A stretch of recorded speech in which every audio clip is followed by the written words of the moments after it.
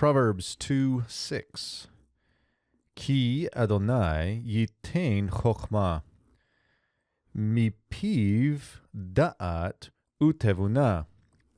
So we've got the beginning here with ki, and ki, as we've seen in several places, can be if, it can be when, it can be because.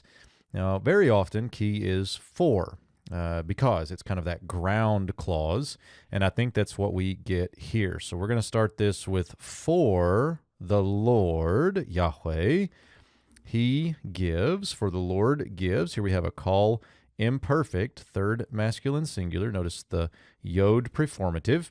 And if you remember, the verbal root here is natan, and that one noon very often assimilates when it is in a silent schwa position. Now, it dawns on me that in a lot of the regular weekly videos, I don't have opportunity to say what I mean by in the silent schwa position. But let me show you this. If we take natan and we make it an imperfect, this is what it would look like as a strong form, meaning if it didn't have the assimilated noon. Now, in this particular form, the dagesh here is just a dagesh lene because it's a begad kefat letter preceded by a silent schwa. So in this form, we do have a dagesh in the tav, but it's a little different. In this case, this is what I mean by the noon will be in a silent schwa position, meaning the original shell has a silent schwa right there. So this is the situation in which this noon will assimilate, and it essentially becomes a tav sound, which becomes this dagesh forte right here. Okay, so you've probably seen that before. That may be very familiar to many of you, but it may not be. And so just take a moment to explain that. And so for the Lord gives. The Lord gives. And then what does he give? The object?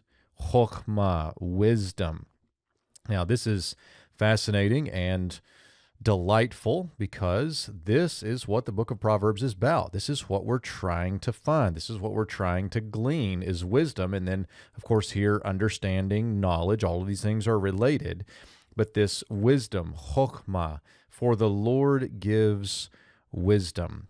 And then we get from his mouth. So the word here is p, and then with the third masculine singular pronominal suffix here referring to the Lord, from his mouth. And then this is a verbless clause, so we would say something like are, because we get two things here. Let me erase these arrows. We have knowledge and understanding. Now, notice understanding is built from that verbal root bin, which means to understand. We get a little bit different nominal form here, but this is related. So we get understanding. You might see insight in this case as well, both of those being kind of synonymous. Knowledge here, I think, being that knowledge that when applied leads to wisdom.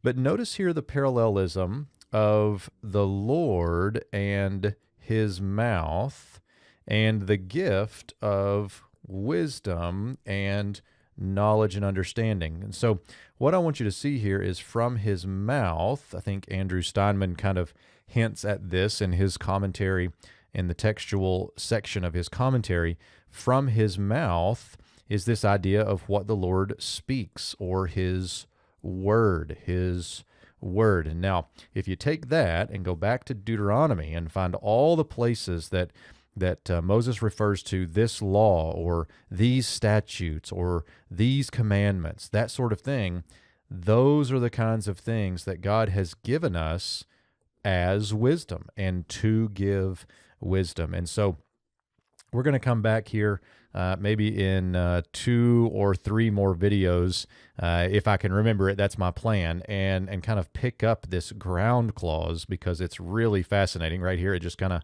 sits in the middle, but I want you to see it in the whole of this passage. But at least here we have the ground clause: for the Lord gives wisdom, from his mouth are knowledge and insight.